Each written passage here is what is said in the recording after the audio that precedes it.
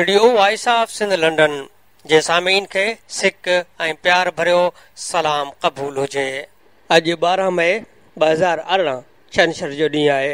मुताबिक़ 25 शोबानुल मुअज़्ज़िम 1439 हिजरी।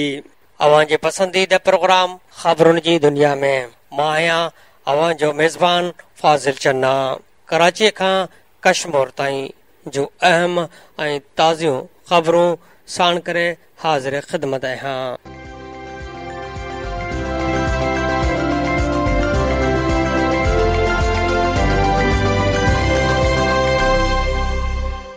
अॼु जी अहम ख़बर आहे त मुल्क में पाणी जी सूरत-हाल ॻणतीअ वारी थी वई आहे। अरसा सिंध जे आबादगारनि खे वधीक फ़सुल पोखी करण खां रोकींदे चयो आहे त ज़रूरत मूजिबि पोखी कयो, पाणी रुगो पीअण लाइ इस्तेमालु कयो। सूरत-हाल संगीन थी वई आहे। तरबेला ऐं मंगला डैम बि डीड लेवल ते हलिया विया आहिनि।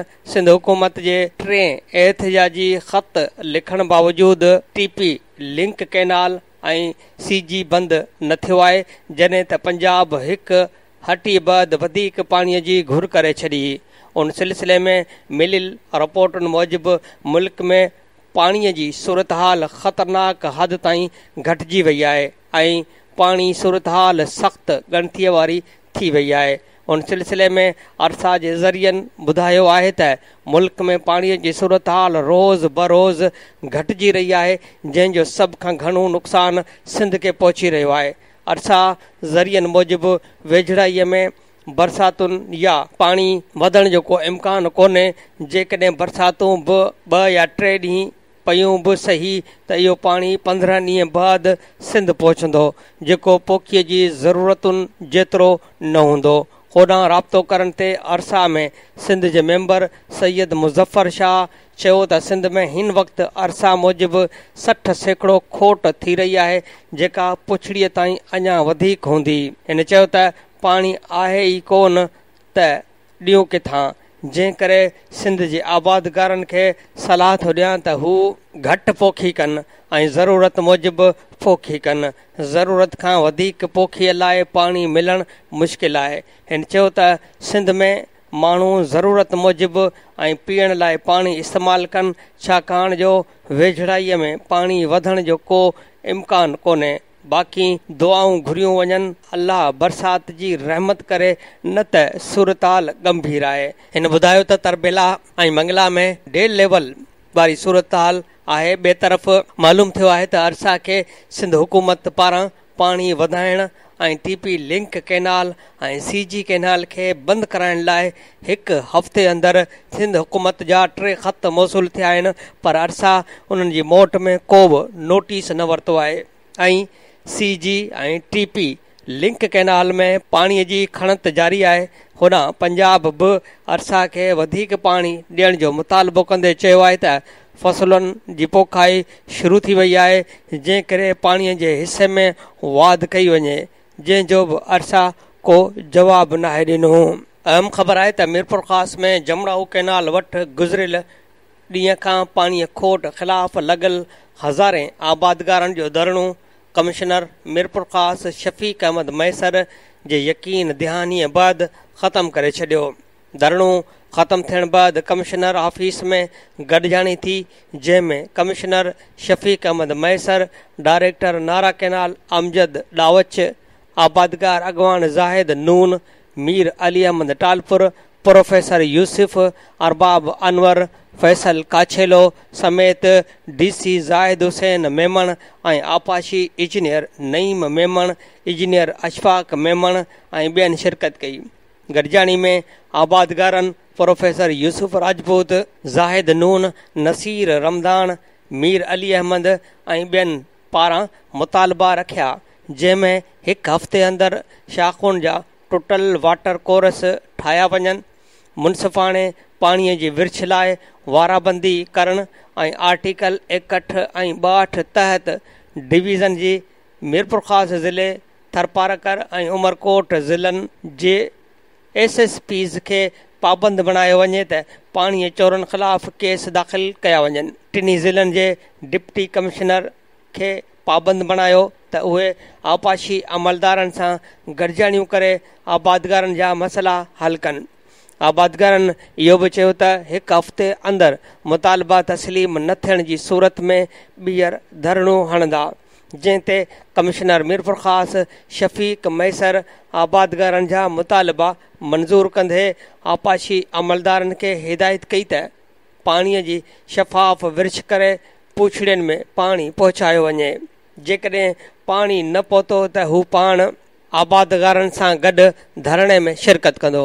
आबादगार अॻुवाणनि प्रोफेसर यूसुफ राजपूत, फैसल काछेलो, ज़ाहिद नून, हरबाब अनवर, शेरखान नोड़ी ऐं ॿियनि चयो त आपाशी जा कामोरा बहाना था कनि त मथां खां पाणी घटि पियो मिले, जॾहिं त असां चऊं था त हिन वक़्तु नारा कैनाल में 9200 क्यूसेक पाणी आहे, इहो केॾांहुं पियो वञे।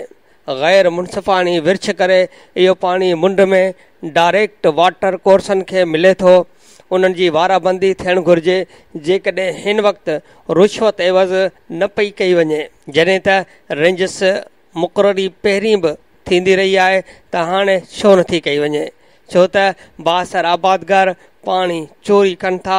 उन्हनि जो वाहन जे कपरनि ते मशीनूं लॻल आहिनि ऐं उहे कढाइण पुलिस जे वस में न आहे। हुन करे रेंजस जी मुक़ररी जो मुतालबो कयो आहे।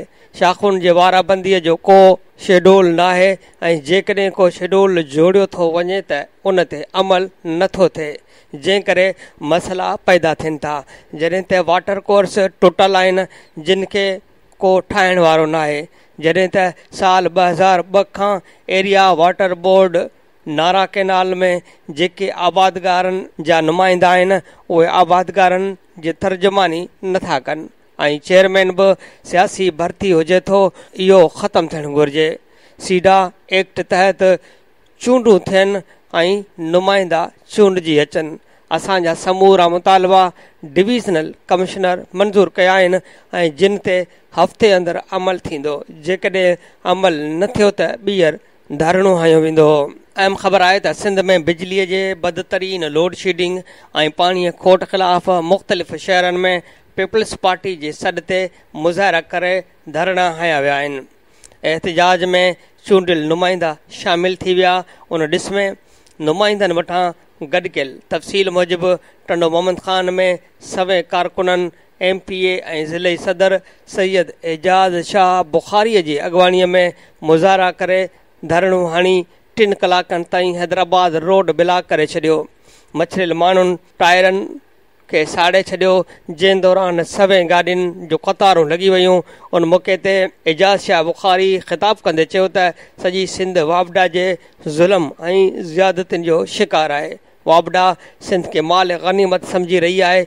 बिजली जा बिल वठण बावजूदि बिजली न ॾेई माण्हुनि खे तड़पायो पियो वञे। सुजावल में सूरज सुजावली, अरबाब वज़ीर मेमण, MPA हीर सोहो ऐं ज़िले काउंसिल चेयरमैन हाजी ओस्मान मलकाणीअ जी अॻुवाणीअ में रैली कढी धरणो हयो वियो। ठठो में ज़िले सदर सादिक अली मेमण, इम्तियाज़ कुरैशी, डॉक्टर अब्दुल वाहिद सुमरो, महमूद आलम शाह, ज़िले काउंसिल जे चेयरमैन ग़ुलाम कादिर पलीजो, अब्दुल हमीद सुमरो, भूरो सरकी, ग़ुलाम मुश्तबा खुश्क, नूर हुसैन सरकी, शबीर समूह ऐं ॿियनि जी अॻुवाणीअ में PPA ज़िले ऑफिस खां प्रेस क्लब ताईं एहतियाती रैली कढी वई। क़ौमी शहरा ते धरणो हयो वियो। अॻुवाणनि चयो त सिंध में बिजली ऐं पाणी बंदि करण ज़्यादती आहे। उमरकोट में ज़िले काउंसिल जे चेयरमैन डॉक्टर नूर अली शाह, वाइस चेयरमैन हाजी बकापल्ली, म्यूनिसिपल चेयरमैन ख़ालिद सिराज सुमरो ऐं ॿियनि जी अॻुवाणीअ में 3 तलवार चौक ते धरणो हणी वफ़ाक़ ख़िलाफ़ नारेबाज़ी कई वई। धरणे सबबि 3 कलाकनि ताईं मीरपुर ख़ासि उमरकोट रोड बंदि थी वियो। टंडोजाम में पीपल्स पार्टी ज़िले हैदराबाद बहराड़ीअ जे सदर पीर अमजद शाह जिलानी, मीर शेर मोहम्मद टालपुर, इस्माइल वसाण, शरीफ़ कुरैशी ऐं ॿियनि बि धरणो हयो। अहम ख़बर आहे त टेल आबादगार एक्शन कमेटी ख़ैरपुर गंबो सब डिवीज़न जे 50 खां वधीक आबादगारनि काल 7 ॾींहं बि XCN नसीर कैनाल हैदराबाद जे ऑफिस अॻियां कमेटी सरबराह अता शाह जी अॻुवाणीअ में धरणो जारी रखियो आहे।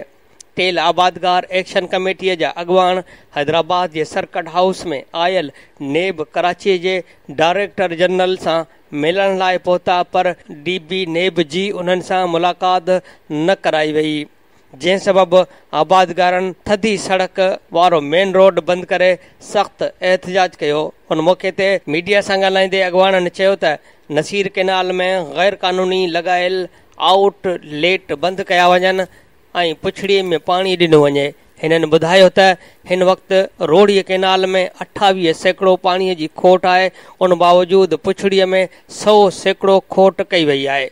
हिननि ॿुधायो त शाख़ुनि में पाणी न हुअण ऐं जर खारो हुअण सबबि पीअण जो मिठो पाणी मिलण बि मुश्किल बणिजी वियो आहे। ॼाणायल आबादगारनि जो वफ़द ख़मीस ॾींहुं सिंध वाटर कमीशन जे सरबराह जस्टिस अमीर हानी मुस्लिम सां बिडशाह में मिलियो ऐं खेसि ख़ैरपुर गंभो सब डिवीज़न जे पुछड़ीअ में पाणी न पहुचण ऐं इलाइक़े में पीअण जो पाणी न मिलण जी शिकायत कई, जंहिं ते वाटर कमीशन जे सरबराह डिस्ट्रिक्ट ऐं शीशन जज टंडो अलायार ऐं डिस्ट्रिक्ट ऐं शीशन जज बदीन खे नसीर केनाल में 46 सिधा लॻल आउटलेटनि बाबति जांच करे रिपोर्ट ॾियण जो हुकुम ॾिनो। उन सिलसिले में टंडो अलायार जे शीशन जज अरबाज ॾींहुं आपाशी खाते रोड़ीअ केनाल जे SA नसीर केनाल जे XCN ऐं ख़ैरपुर गंभो सब डिवीज़न जे आबादगारनि खे तलब करे वरितो आहे। वाज़े रहे त ॼाणायल आबादगारनि पाणीअ न मिलण ख़िलाफ़ 2012 में बदीन जेल वटि 73 ॾींहं जो धरणो हयो हो ऐं उन वक़्त जे वॾे वज़ीर क़ाइम अली शाह खेनि कैंप ते पहुची पाणी ॾियण जी पक ॾियारी हुई। 2013 में हैदराबाद में रेलवे ट्रैक ते 24 कलाक धरणो हणी पाणी न मिलण ख़िलाफ़ एहतिजाज कयो। सेप्टेंबर 2013 ख़ैरपुर गंभो सब डिवीज़न जे आबादगारनि 83 ॾींहं इस्लामाबाद में एहतिजाज कयो, जंहिं जे नतीजे में सुप्रीम कोर्ट जे चीफ जस्टिस 100 मोटो नोटिस वठी आपाशी खाते जे अमलदारनि खे पाणी पुछड़ीअ में पहुचाइण जो हुकुम ॾिनो हो, पर अॼु ताईं सदन को मसइलो ई हल न आहे थियो ऐं आबादगारनि जो एहतिजाज जारी आहे। अहम सुर्ख़ी आहे त चीफ जस्टिस साकिब निसार चयो आहे त रियासती इदारनि खां सवाइ असांजो वजूद मुमकिन न आहे, उन्हनि खे दुश्मन न सम्झियो वञे। सुप्रीम कोर्ट कोयटा रजिस्ट्री में चीफ जस्टिस साकिब निसार ऐं जस्टिस एजाज़ुल अहसन ते मुश्तमिल बेंच हज़ारा बिरादरी जे टारगेट किलिंग बाबति पाण मुरादो नोटिस जी सुनवाई कई। उन दौरान FC जा नुमाइंदा IG बलूचिस्तान हज़ारा बिरादरीअ जा वकील पेश थिया। सुनवाईअ दौरान चीफ जस्टिस रिमार्क्स ॾिना त असां वटि लफ़्ज़ न आहिनि जो उन बदकिस्मत वाक़िअनि जी मज़म्मत करे सघूं। मुंहिंजे मुताबिक़ इहा नसलकशी आहे जंहिं ते पाण मुरादो नोटिस वठणो पियो। हज़ारा बिरादरीअ जे वकील इफ़्तिखार अली डोगर ॿुधायो त असां तमामु घणो जानी ऐं माली नुक़सानु बर्दाश्त कयो आहे।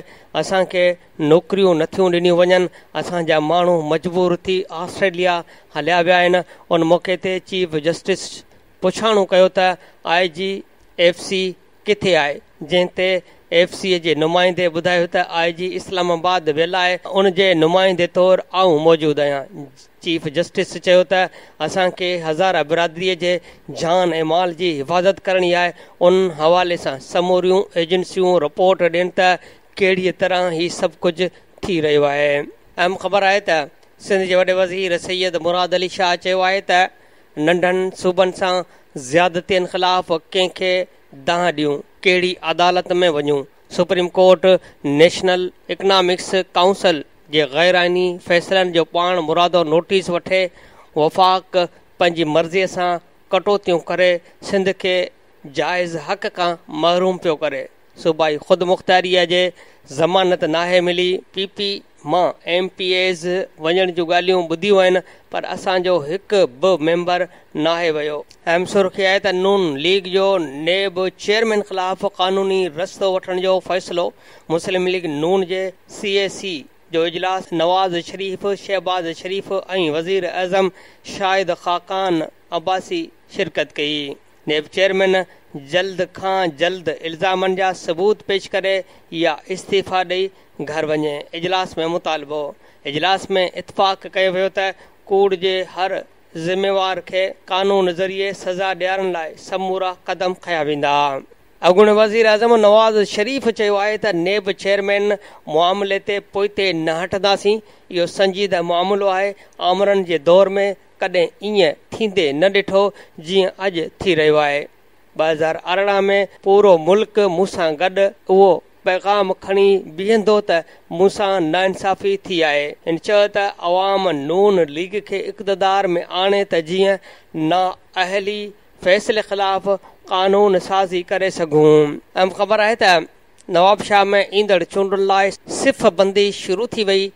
GDA नवाबशाह में अॻूणे सदर आफ़ताब अली ज़रदारीअ सां 1-1 मुक़ाबले लाइ PTI ऐं नवाज़ लीग सां राब्ता शुरू करे छॾिया आहिनि। उन सिलसिले में पीर पागारे ऐं शाह महमूद कुरैशी में ॻाल्हियूं पिणु थियूं, जंहिंमें नवाबशाह जे ॿिनि क़ौमी ऐं 4 सूबाई तकनि ते PP खे टफ टाइम ॾियण लाइ GDA ऐं PTI गॾियल हिकमत अमली जोड़नि ते इतफ़ाक़ थियो आहे। उन ॾिस में फंक्शनल लीग जे ज़रियनि मूजिबि पीर पागारे ऐं शाह महमूद कुरैशी में इतफ़ाक़ थियो आहे त नवाब शाह वारे क़ौमी असेंबलीअ जे तक ते आसिफ़ अली ज़रदारीअ सां 1-1 मुक़ाबले लाइ GDA तरफ़ां गॾियल उमेदवार साम्हूं आंदो वेंदो, जॾहिं त PTI पंहिंजो उमेदवार बीहारण बदिरां GDA उमेदवार जी हिमायत कंदी।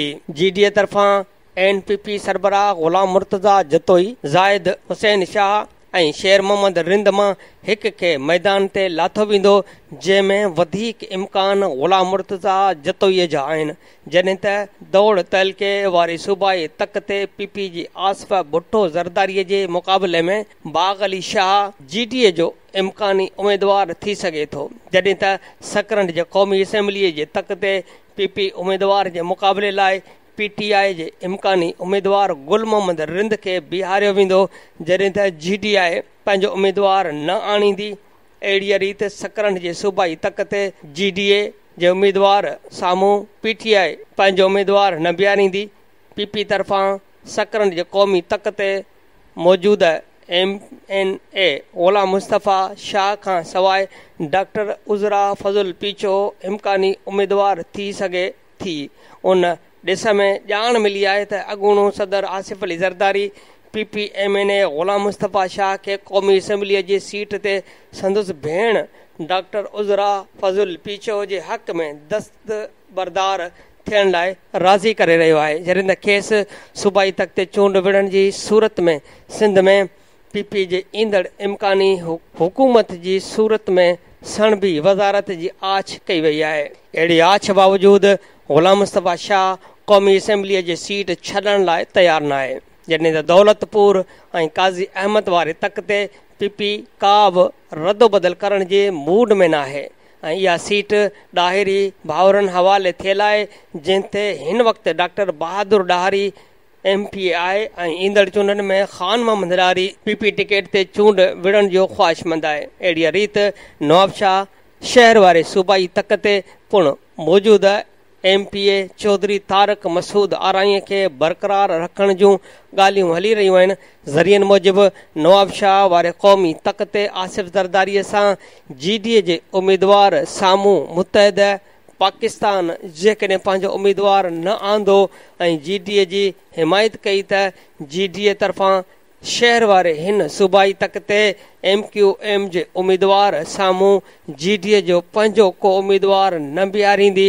उन ॾिस में पीर पागारे ऐं फारूक सतार विच में इब्तिदाई ॻाल्हियूं थी चुकियूं आहिनि, जॾहिं त असुल सूरताल चूंडुनि जे ऐलान ऐं फार्मनि जी छंड-छाण खां पोइ वाज़िह थींदी। अहम ख़बर आहे त थरपारकर ज़िले जे मुख़्तलिफ़ तकनि ते ईंदड़ आम चूंडुनि में PP ऐं PTI जा केतिरा ई नौजवान उमेदवार पहिरियों भेरो चूंड विढ़ण लाइ मैदान ते लथल आहिनि, जिन पारां पार्टी क़यादत खे टिकटुनि लाइ दरख़्वास्तूं उमाणे डुकडोड़ तेज़ कई वई आहे। उन ॾिस में मालूम थियो आहे त थरपारकर ज़िले जे कुल 2 क़ौमी ऐं 4 सूबाई तकनि ते जिते पुराणा खिलाड़ी सियासतदान मैदान ते लथल आहिनि उते पीपी तोड़े पीटीआई जा केतिरा ई नौजवान पहिरियों भेरो आम चूंडूं विढ़ण लाइ टिकेटुनि लाइ पंहिंजे पार्टियुनि ॾांहुं दरख़्वास्तूं उमाणे वेठल आहिनि ऐं कोशिशूं तेज़ करे छॾियूं।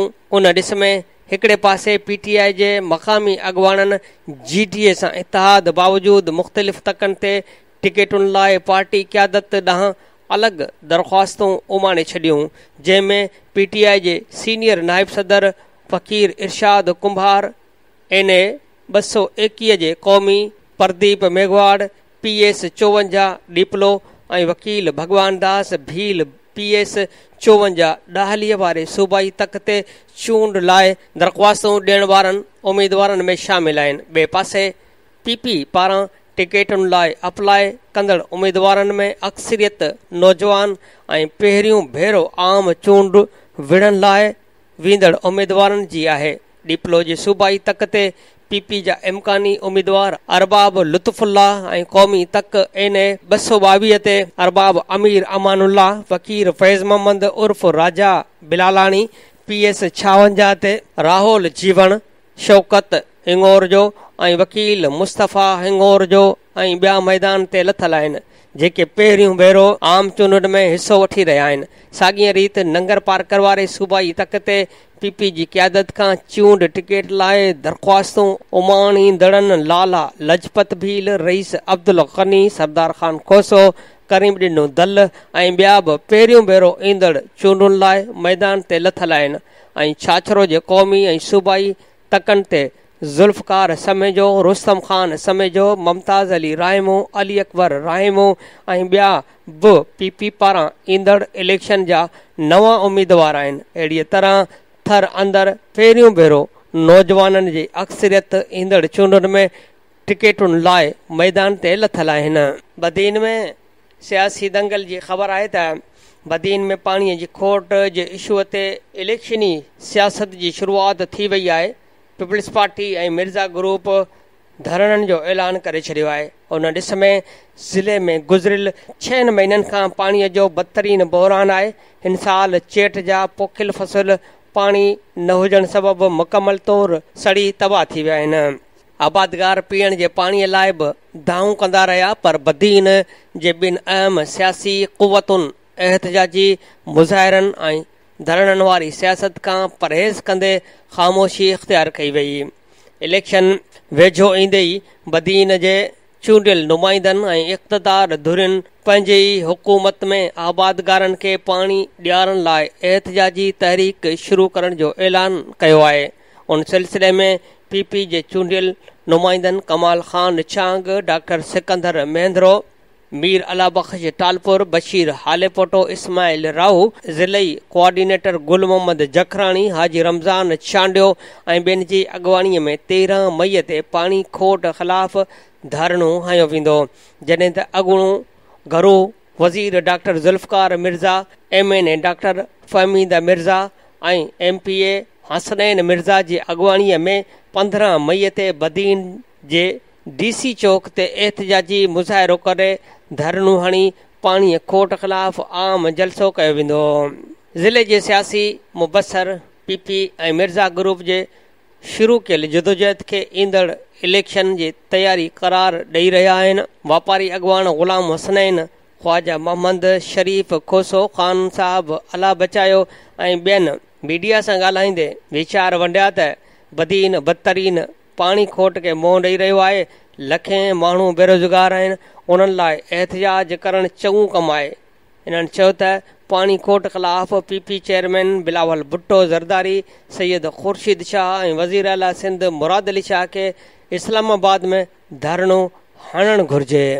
अहम ख़बर आहे त IG सिंध AD ख़्वाजा एतिराफ़ कयो आहे त पार्लियामेंट्रियुनि समेत कुझु शहरनि खे भते लाइ पैगाम मिलिया आहिनि, जंहिं लाइ हसास इदारनि खां मदद तलब कई आहे। हिन अहिड़ो इज़हार काल मक़ामी होटल में किताबनि जी महूरत वारी तक़रीब खां पोइ इलेक्ट्रॉनिक मीडिया सां ॻाल्हाईंदे कयो। हिन चयो त भते लाइ पैगाम इंटरनेट वसीले मिलिया आहिनि, जिन जी जांच कई पई वञे। हिन हिकु सवाल जे जवाब में चयो त अमन अमान जी सूरत हाल बरक़रार रखण लाइ 3000 एहलकार तरबियत मुकमल करे रमज़ान जे आख़िरी ॾहाके ताईं कराची पुलिस जो हिसो थी वेंदा।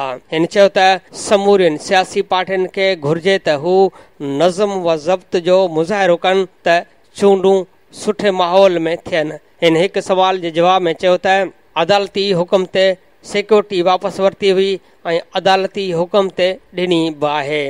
उनखां अॻु मक़ामी होटल में ख़िताब जी महूरत वारी तक़रीब खे ख़िताब कंदे IG सिंध चयो त मुंहिंजे लाइ उहो अमुर ऐं इहो मौक़ियो मुसरत जो सबबु आहे जो आऊं सिंध पुलिस जे 2 किताबनि जी रोनमाई करे रहियो आहियां।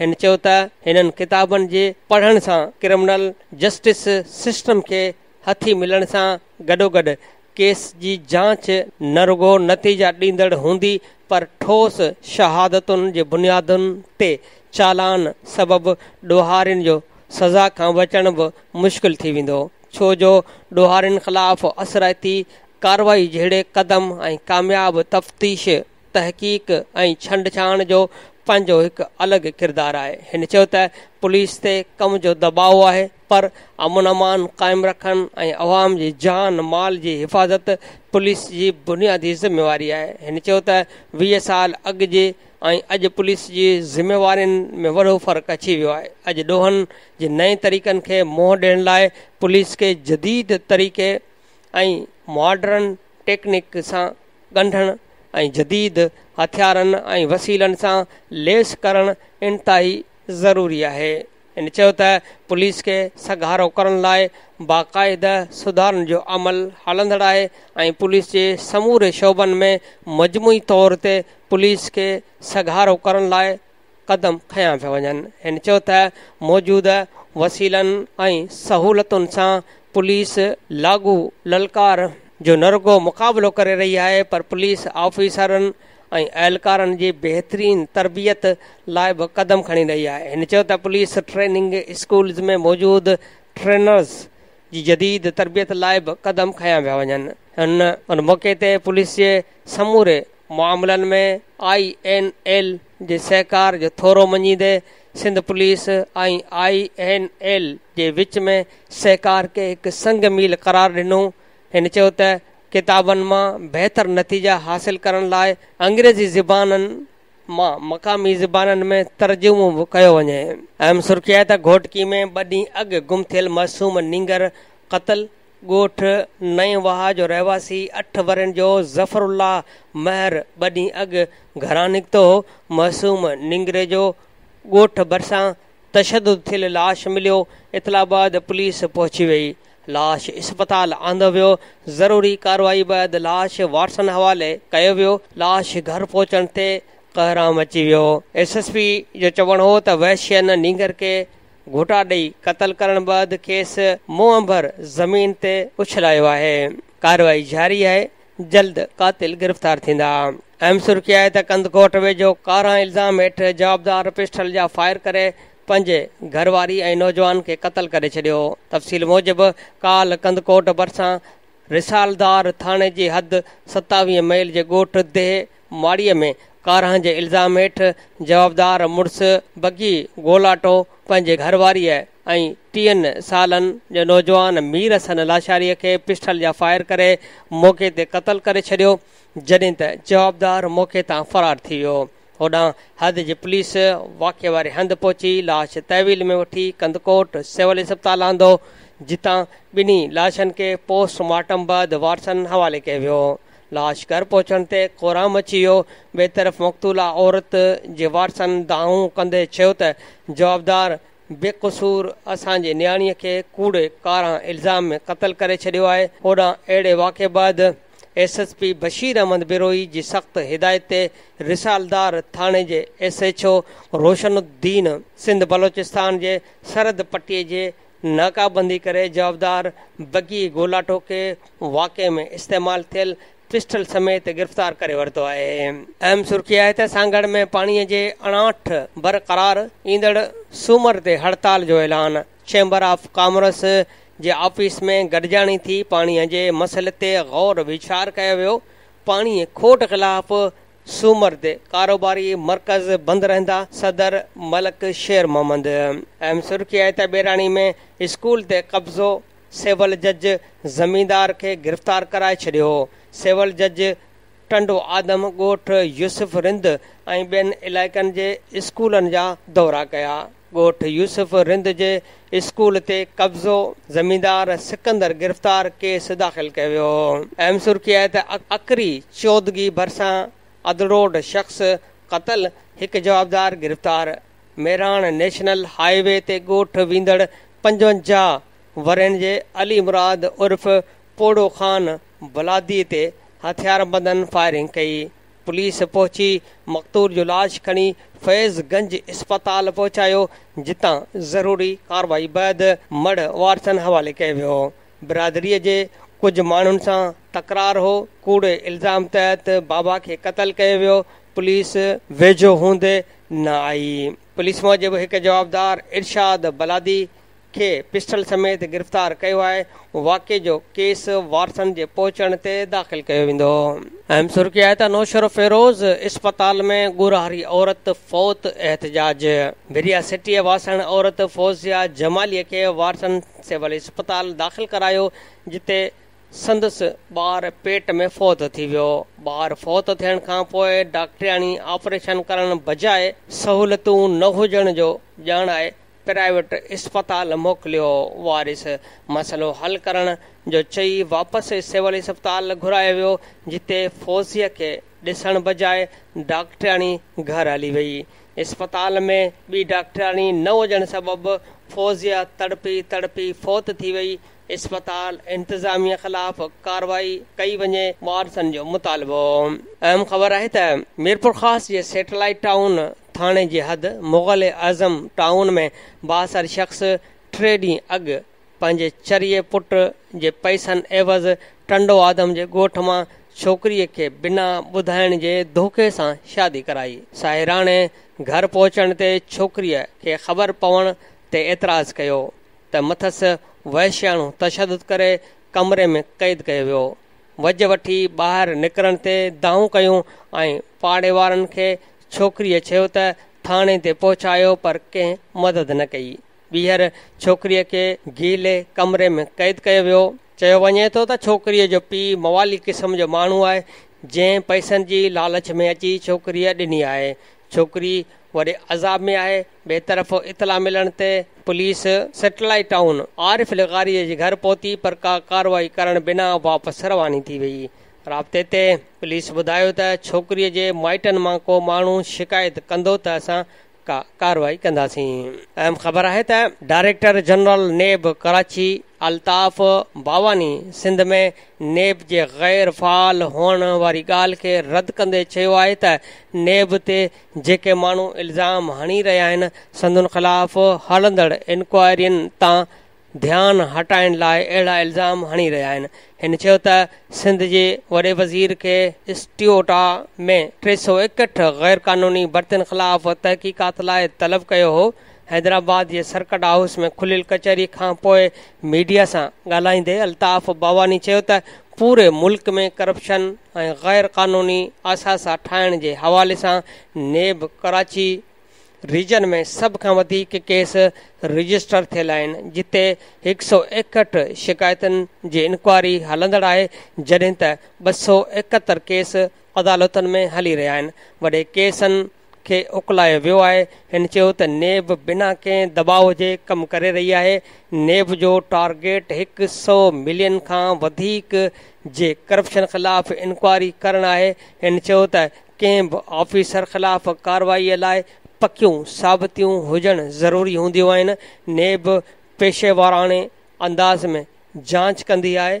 जवाबदार ख़िलाफ़ इंक्वायरी मुकमल थियण बैदि रेफरेंस तयारु करे शाहिदनि सां गॾु एहतसाब अदालत में पेश कंदा आहियूं। हिन चयो त इंस्टिट्यूटा में गैर क़ानूनी भर्तियुनि ते सिंध जे वॾे वज़ीर खे तलब करे बयान रिकॉर्ड करे इंक्वायरीअ खे अॻिते वधायो आहे। कराची ऐं हैदराबाद में मकानी इदारनि ख़िलाफ़ इंक्वायरी हलंदड़ आहे। हिन हैदराबाद बल्दिया जे डायरेक्टर लैंड कमर शेख ख़िलाफ़ बाबति चयो त असांखे उन ख़िलाफ़ का शिकायत मिली त जांच कई वेंदी।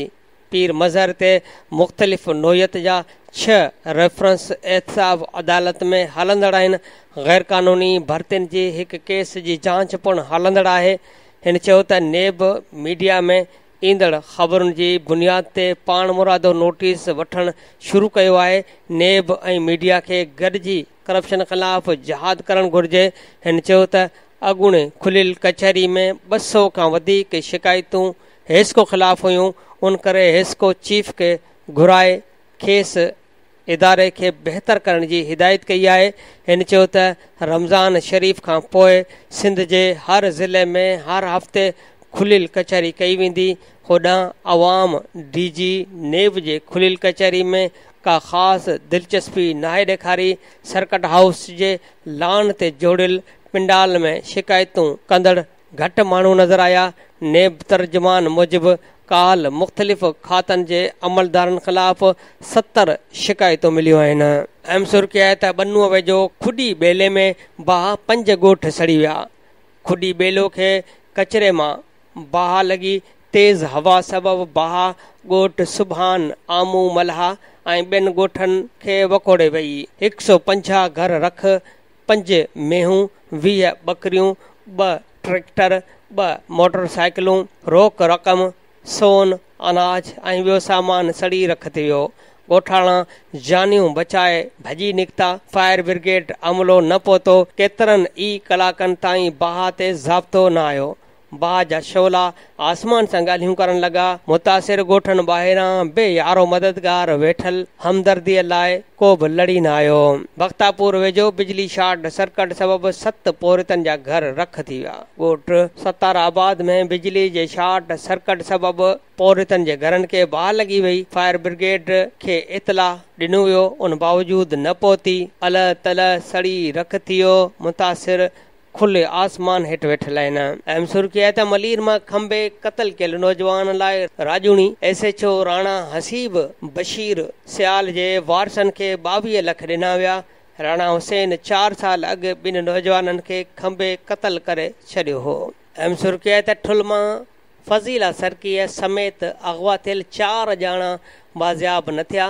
फज़ीला, एहसान कोसो, अल्ताफ़ कोसो ऐं धणी बख़्श जो अञा ताईं पतो न पियो। मुग़वियनि जे वारसनि DG रेंजर्स खे मामले जो नोटिस वठण जो मुतालबो कयो आहे। अहम सुर्ख़ी आहे त बंगलापुर में तज़लील जो शिकार औरत, मुड़िस ऐं ॾेर ख़िलाफ़ केस दाख़िल। अर्ज़ी भुट्टो जे रहवासियुनि औरत फरज़ाना भुट्टो जे फरियाद ते लाशारी थाणे ते केस दाख़िल। अहम ख़बर आहे त कुंडरीअ जे अगवा थियल छोकिरी SSP जे वाइदे बावजूदि बाज़ियाब न थी।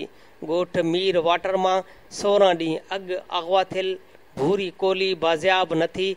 छोकिरीअ जे माउ जमुना कोली संदसि बाज़ियाबीअ लाइ एहतियाज कयो। हिन दाहींदे चयो त जवाबदार जब्बार नोड़ी घर में घिड़ी नौजवान धीअ भूरीअ खे अगवा कयो। मूं वाक़े जी दाह SSP उमरकोट खे ॾिनी। हिन 2 ॾींहंनि अंदरि धीअ खे बाज़ियाब कराए अदालत में पेश करण जो वाइदो कयो, पर अञा ताईं धीअ बाज़ियाब न थी आहे। केर बि मुंहिंजे दाह ॿुधण लाइ तयारु न आहे। हिन आला अख़्तियारनि खां मुतालबो कयो त संदसि धीअ खे बाज़ियाब कराए इंसाफ़ कयो वञे। Radio voice of Sindh London जे प्रोग्राम ख़बरुनि जी दुनिया में अॼु जूं अहम ऐं ताज़ियूं ख़बरूं अवां जे समातुनि जे नज़र कयूंसीं। Radio voice of Sindh London जे प्रोग्राम ख़बरुनि जी दुनिया में हाणे अवां जे समातुनि ते अॼु जो अहम ऐं चूंड खुलियल ख़त अवां जे समातुनि जे नज़र कंदो थो हलां। हीउ खुलियल ख़त नवाज़ खान ज़ौर लिखियो आहे MQM जे लीडरनि जे नाले। हीउ खुलियल ख़त उर्दू में आहे। खुला ख़त MQM लीडरान के नाम। इस खुले ख़त का इनवान है सिंध मतरूक मिल्कियत नहीं। यह ख़त लिखा है नवाज़ खान ज़ौर ने। नवाज़ खान ज़ौर लिखते हैं, आली जनाब फारूक सत्तार, खालिद मकबूल सिद्दीकी, आमिर खान व दीगर रहनुमाओं, मैं काफ़ी दिनों से आपकी तकरीरें सुन रहा हूँ और आपके बयानात पढ़ रहा हूँ। जैसे ही 2018 के इंतखाबात के दिन नज़दीक आ रहे हैं, इलेक्शन जीतने के लिए आपके दिल में लालच का गुबार, दिमाग में साजिशों की سیاہی اور لبوں پر نفرت کا زہر پھیل رہا ہے۔ حیرت انگیز تو نہیں، البتہ شرمناک بات ضرور ہے کہ آپ جب بھی لب کشائی کرتے ہو سندھ کے خلاف ہی بولتے ہو۔ شرمناک اس لیے کہہ رہا ہوں کہ ایک دور تھا جب ہندوستان کی دھرتی سے آپ ایسے نکل رہے تھے جیسے ملیریا کے مریض کے منہ سے الٹیاں اور قے نکلتی ہے، اور آپ کی حالت ایسی قابل رحم تھی کہ انسانیت کو رونا آ رہا تھا، لیکن پھر بھی اس روئے زمین پر کوئی بھی آپ پر رحم کرنے والا اور آپ کو پناہ دینے والا نہیں تھا۔ صرف ایک بوڑھا تھا جو آپ کو دلی کی جامع مسجد کے میناروں سے صدائیں دے رہا تھا۔ جامع مسجد کے میناروں، لال قلعے کے فصیلوں، تاج محل کے مرمری گنبز اور گنگا جمنا کے روپہرے پانیوں کو چھوڑ کر کہاں جا رہے ہو؟ ہجرت کے نام پر یہ فراریت آپ نے کہاں سے سیکھی ہے؟ لیکن آپ کے کانوں میں روئی پڑی تھی اور مکہ معظمہ کے کافروں کی طرح آپ بہرے بن گئے تھے، اور مولانا ابوالکلام آزاد کی صدائیں دلی کے ہواؤں میں ہی معنی ہو کر بکھر گئی تھیں۔ دوسری طرف مشرقی پنجاب کے اندر سکھ تھے جو آپ کے نوجوان عورتوں، بوڑھے ماؤں اور دوشیزاؤں کو اپنے بے رحم کرپانوں اور اریاں گھٹنوں تلے روند رہے تھے، اور مسلمان پنجاب آپ کے زخموں پر مرہم لگانے اور تسلی کے 2 حرف دینے کے بجائے تماشائی بن کر کہہ رہا تھا کہ پاکستان آگے ہے، آگے جاؤ۔ اور آگے سندھ تھی۔ سندھ نے آپ کے ماؤں کے سر پر ہاتھ رکھا، آپ کے نیم اریان بہنوں کے تن پر کپڑے پہنائے اور بیٹیوں کے سروں پر چادریں رکھیں۔ وہ سندھی ہی تھے جنہوں نے اپنے ہندو بھائیوں کی طرف سے ان کو دیے گئے کشادہ، خوبصورت، مضبوط اور محلوں جیسے گھروں، دکانوں اور مکانوں کی چابیاں آپ کے حوالے کی تاکہ آپ ان میں آرام کر سکو اور آپ کے جسموں اور روحوں کے زخم مندمل ہو جائیں۔ ہم نے آپ کے بڑوں کے لیے صرف گھروں کے ہی نہیں، دلوں کے دروازے بھی کھول دیے تھے۔ جہاں دل کا دروازہ نہیں کھلتا وہاں گھر کے دروازے بھی نہیں کھلتے۔ حکومت کی پالیسیاں، متروکہ ملکیتیں یا کلیم وغیرہ تو بعد میں بنی تھیں، سندھیوں نے اپنے گھروں اور دلوں میں آپ کو پہلے بٹھایا تھا۔ اگر پرچو ودیارتھی کے لڑاکو نوجوان سندھ کے شمالی اور مشرقی سرحدوں پر آپ کے 2-4 قافلوں کے ساتھ سکھوں جیسا حشر کرتے تو یقیناً پیچھے سے آنے والے اور قافلے رک جاتے، لیکن سندھ میں کسی تھکے ہارے مسافر اور پہلے سے مظلوم بنے ہوئے لوگوں، مسافروں اور شکست حال لوگوں سے لڑنا معیوب سمجھا جاتا ہے۔ ہم شکست حال لوگوں سے لڑتے نہیں، انہیں پناہ دیتے ہیں۔ اس مرتبہ بھی ہم نے اپنی اس تاریخی روایت کو برقرار رکھا اور آپ کے آباء و اجداد کو اپنے دودھ سے دھلتے ہوئے شہروں میں پناہ دی، لیکن اب آپ ہو کے دعویٰ کرتے ہو کہ آپ نے متروک سندھ کو ہندوؤں سے آزاد کرایا تھا۔ آپ نے ان دنوں کی تصویریں تو ضرور دیکھی ہوں گی جن دنوں کا آج کل آپ دعویٰ کر رہے ہو۔ نہیں دیکھی تو تھوڑی سی تکلیف کر کے دیکھ لیجئے۔ تصویریں خود بول رہی ہیں کہ وہ کسی فاتح لشکر کی تصاویر نہیں ہیں، بلکہ ان بھوکے، ننگے اور شکست خوردہ لوگوں کی ہیں جو اپنے وطن سے خستہ حال نکلے تھے۔ پنجاب انہیں पनाह देने के लिए तैयार नहीं था और सिंध ने उन भूखों को खाना दिया, नंगों को तन पर पहनने के लिए कपड़ा दिया, खुले आसमान में पड़े बेयारो मददगार लोगों को छत दी और उनके सर पर हाथ रखकर उनके आंसू पोंछे और तसल्ली दी थी। अब आप कहते हो कि हम सिंध के फातेह हैं। मेरे भाइयों, आपने सिंध को फतह नहीं किया था और न ही आपके आबाओ अजदाद सिंध में फातह बनकर दाखिल हुए थे। वो सिंध में ऐसे दाखिल हुए थे जैसे फलस्तीनी उर्दन और लबनान में आए थे। फिर दुनिया ने साबरा और शतीला जैसे कैंपें देखी, लेकिन सिंधी, उर्दुनी और लबनानी नहीं थी। इसलिए आपको कैंपों के बजाय घरों में जगह दी गई। तो न आपने सिंध फतह की थी, न सिंध मतरूका थी। सिंध मतरूका नहीं थी, मतरूका इमलाक थी। वतन मतरूका नहीं होता, वतन इमलाक भी नहीं होता जो बांटा जा सके। वतन आबाओ अजदाद होता है, वतन माँ होता है। याद रखो, तुर्का वापस भी लिया जा सकता है और जिसे आप मतरूका कहते हो वो चीजें इस उम्मीद पर छोड़ी गई थी कि हालात बेहतर होने पर वापस आकर हर शय को दोबारा संभाला जाएगा। इसलिए आप मालिक नहीं हो। झूठी दावाएं क्यों करते हो? शायद तुम नहीं जानते कि झूठी दावा चोरों का शेवा है, मालकान का नहीं। याद करो, एक वक्त वो था जब आप हिंदुस्तान के फातह होने के दावेदार थे और वक्त आने पर हिंदुस्तान की धरती ने आपको कचरे की तरह बाहर फेंक दिया। आज आप सिंध के फातह होने के दावेदार हैं। याद रखो, सिंध ने हर फातह को बाला आखिर शिकस्त दी है। अगर आपने इनकार वतन की रवश और नाम निहाद झूठी फातिहाना जहनियत तर्क न की तो एक और अजियत भरी हिजरत और शिकस्त का आपको जिल्लत आमेज सामना करना पड़ेगा। इसलिए बेहतर है कि पनाहगीर नफ्सियात से बाहर निकलो। आपको इदराक है कि पनाहगीर नफ्सियात क्या होती है।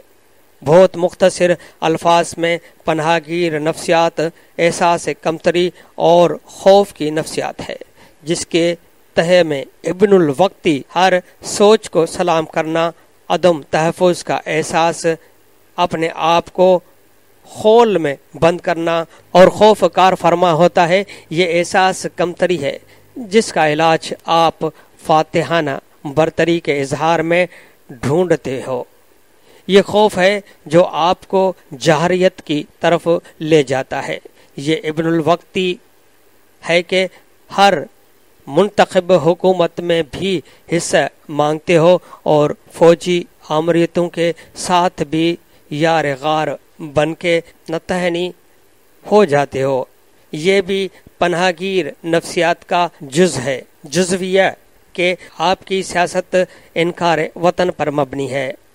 माफ़ करना अगर बुरा लगे तो, लेकिन हकीकत ये है कि आप दुनिया के वाहिद मुहाजिर नहीं हो, पर पनाहगीर मुहाजिर है, क्योंकि वो पनाह के लिए हिजरत करता है। फ़लस्तीनी पनाहगीर भी मुहाजिर हैं। हालिया दिनों के शामी पनाहगीर भी मुहाजिर हैं। आलमी कानून के रूह से कोई भी मुहाजिर और पनाहगीर किसी दूसरे मुल्क या उसके किसी शहर पर हुक्मरानी और मालकी का दावेदार नहीं हो सकता। शामी पनाह गुज़ीनों को जर्मनी या उसके किसी शहर की हुक्मरानी नहीं दी जा सकती। लबनानी भी अरब, उर्दुनी भी अरब और फ़लस्तीनी भी अरब, लेकिन फ़लस्तीनी पनाह गुज़ीनों को उर्दन और लबनान तो दूर की बात, उनके किसी छोटी बस्ती पर भी हुक्मरानी का अख्तियार नहीं है।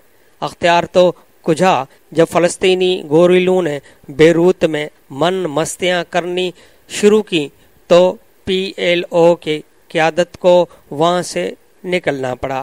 یاسر عرفات اور جارج حباش جیسے عالمی نظر اور عالمی ظرف قیادت آپ میں تو یاسر عرفات کی کوئی ایک خوبی بھی نہیں ہے۔ ایک اور بات بھی یہ کہ برائے مہربانی اپنی ہجرت کو مذہب کا مقدس لبادہ مت اوڑھیں، کیونکہ فتح مکہ کے بعد اس قسم کی ہجرت منسوخ کر دی گئی تھی۔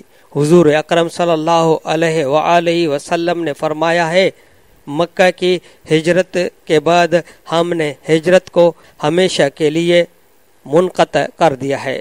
ایک اور حدیث مبارک میں حضرت محمد مصطفیٰ صلی اللہ علیہ وسلم فرماتے ہیں، لا ہجرت بعد ہجرت، مکے کی ہجرت کے بعد اب دوسری کوئی ہجرت نہیں۔ ان حدیثوں کے لیے آپ مسند ابو داؤد، مسند ابو احمد، محدث عبدالرزاق، سنن دہید بن منصور اور ابن ابی شیبہ کو پڑھ سکتے ہیں۔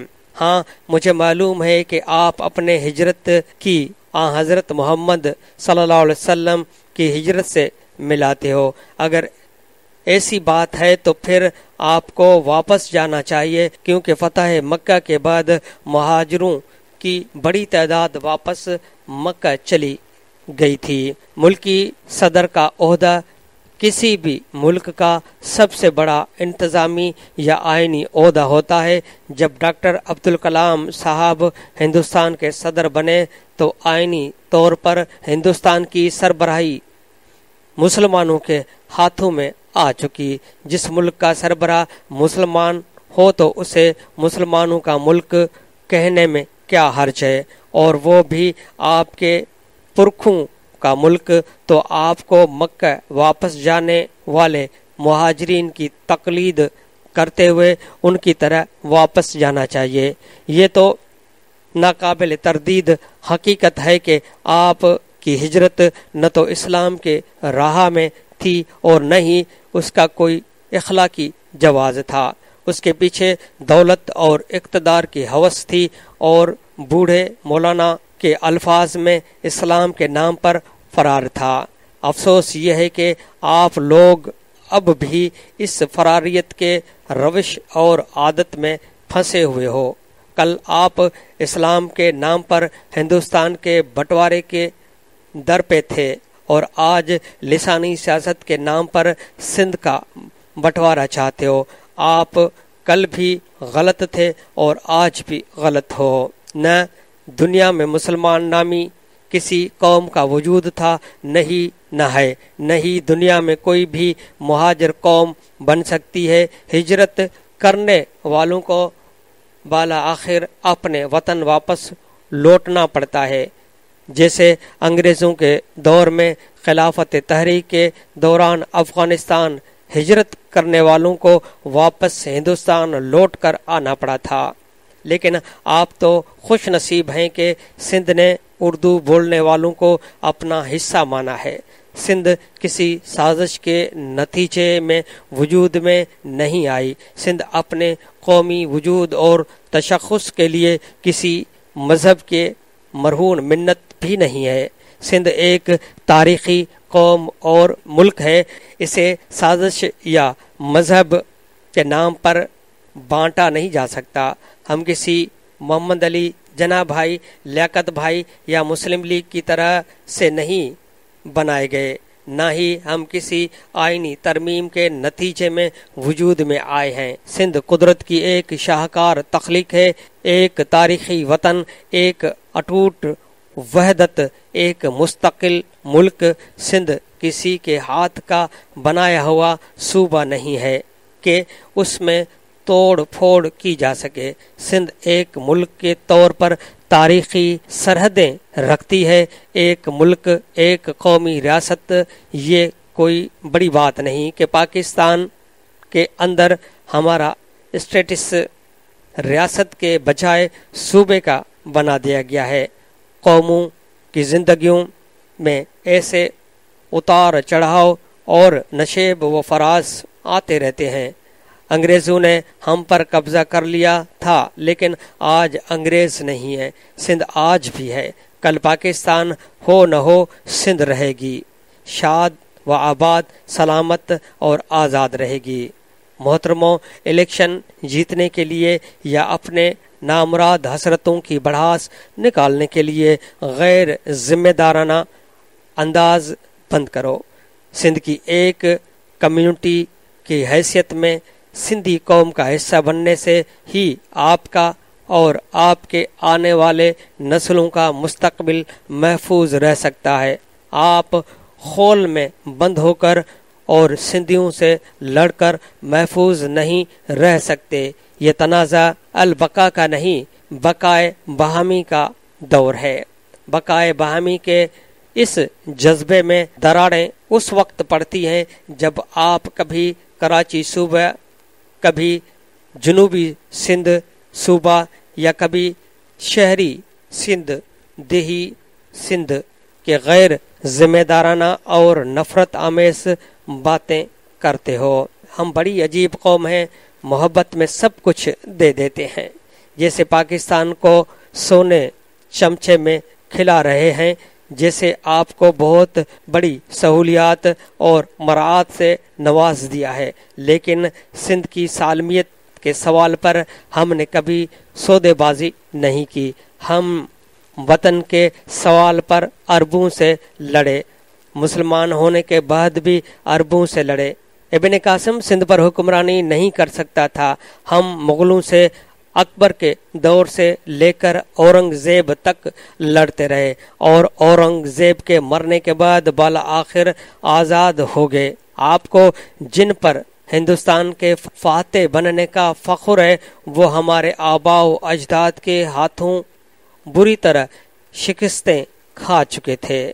تاریخ تسلسل میں چلتی ہے، فتح و شکست کا سلسلہ بھی اسی انداز میں چلتا ہے۔ اس لیے فاتح ہونے کے جھوٹے تصوروں، متروکہ املاک کی پرفریب دعواؤں اور سندھ کے حصے بکھرے کرنے کی غلط فہمیوں اور خام خیالوں سے باہر نکلو، ورنہ سندھ آپ کو عربوں، ارغونوں، ترخانوں، مغلوں اور انگریزوں کی طرح باہر نکال دے گی۔ لیکن سچ یہ ہے کہ ہم ایسا نہیں چاہتے۔ ہم چاہتے ہیں کہ آپ سندھ کے فرما بردار فرزند بن کر یہیں رہیں۔ اب یہ آپ پر ہے کہ آپ کیا فیصلہ کرتے ہیں۔ میں ایک نہایت ذمہ دار قوم پرست رہنما کی حیثیت میں اپنا تاریخی فرض سمجھتے ہوئے سندھی قوم کی طرف سے ایک بار پھر آپ کو دل سے دعوت دیتا ہوں کہ آؤ مل جل کر بقائے باہمی اور برابری کے بنیاد پر نئی مشترکہ اور آزاد سندھ کی تعمیر کریں۔ نواز خان زور، چیئرمین جی Sindh liberal front, Karachi Sindh. Radio voice of Sindh London जे प्रोग्राम ख़बरुनि जी दुनिया में अॼु जो अहम ही ख़त जेको तहरीर कयो हुयो नवाज़ खान ज़ौर अवां जे समातुनि जे नज़र कयमि। प्रोग्राम ख़बरुनि जी दुनिया रोज़ानो सुबुह जो 7:30 वॻे, मंझंदि जो 12:30 ते ऐं शाम जो 7 वॻे नशर कयो वेंदो आहे। ॿुधण न विसारींदा। प्रोग्राम जे हवाले सां पंहिंजा कमेंट्स ऐं राया असांजी हिन ईमेल ते ॾींदा। ईमेल आहे info@radiovoiceofsindh.com। तव्हांजे रायनि ऐं कमेंट्स जो इंतज़ार रहंदो। हाणे radio voice of Sindh London जे प्रोग्राम ख़बरुनि जी दुनिया जो वक़्तु पुॼाणीअ ते पहुतो। वरी ॿिए बुलेटिन में हाज़िर थींदासीं। ओसि ताईं फाज़िल चना खे ॾींदा इजाज़त। अल्लाह निगहबान।